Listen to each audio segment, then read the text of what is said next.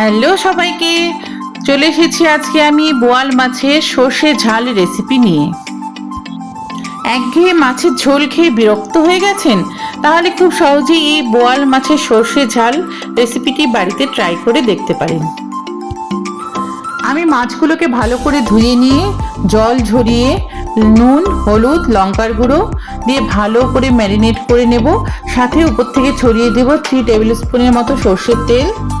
মাছগুলো ম্যারিনেট করার সময় তেল অবশ্যই ব্যবহার করবেন, তাহলে মাছগুলো ভাজার সময় তেল বেশি ছিটিয়ে আসবে না। চলুন তাহলে একসাথে সবাই মিলে রান্না করে ফেলি বোয়াল মাছের সর্ষে ঝাল। ফ্রাইং প্যানে তেল গরম করে মাছগুলোকে আমি এপিট ওপিট দুপিট করে ভালো করে 3-4 মিনিট ধরে হালকা গোল্ডেন ব্রাউন করে ভেজে নেব। মাছ ভাজা কমপ্লিট হয়ে গেলে ওই তেলেই আমি একে একে দিয়ে দেবো কালো জিরে, দেবো 3-4টে কাঁচা লঙ্কা, 2টো মাঝারি সাইজের কুচো করে নেওয়া পেঁয়াজ এবং একটা টমেটো দিয়ে ভালো করে কম আঁচে শ্যালো ফ্রাই করে নেব। এরপর এতে মেশাবো 2টো মাঝারি সাইজের পেঁয়াজ বাটা, মেশাবো আদা রসুন বাটা দিয়ে ভালো করে নেড়ে চেড়ে এখানে আমি পোস্ত এবং সর্ষে কাঁচা লঙ্কার পেস্টটা ঢেলে দেব।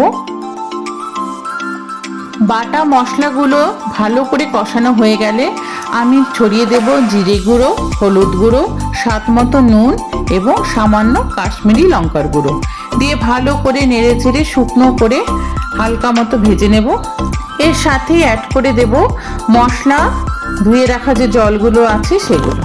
ঢাকা দিয়ে ভালো করে মশলাটা কষিয়ে নিয়ে একে একে মাছগুলোকে ছেড়ে দেব, দিয়ে কম আঁচে আবার পুনরায় ঢাকা দিয়ে আমি 5 মিনিটের মতো কষিয়ে নেব।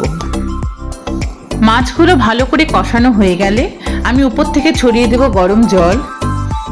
এরপর ঢাকা দিয়ে আবার 5 মিনিট ফুটিয়ে নেব। গ্রেভির কনসিস্টেন্সি ঠিকমতো হয়ে গেলে আমি উপর থেকে ধনেপাতা ছড়িয়ে দিয়ে রেস্টিং টাইমের জন্য রেখে দেব 5 মিনিট। আমার বোয়াল মাছের সর্ষে ঝাল একদম তৈরি হয়ে গেছে। আপনারা দেখতেই পাচ্ছেন খুব সহজেই এবং সহজ কিছু উপকরণ দিয়ে কিভাবে আমি চট করে বানিয়ে নিলাম আমার বোয়াল মাছের সর্ষে ঝাল। Thank you for watching my video. Tata.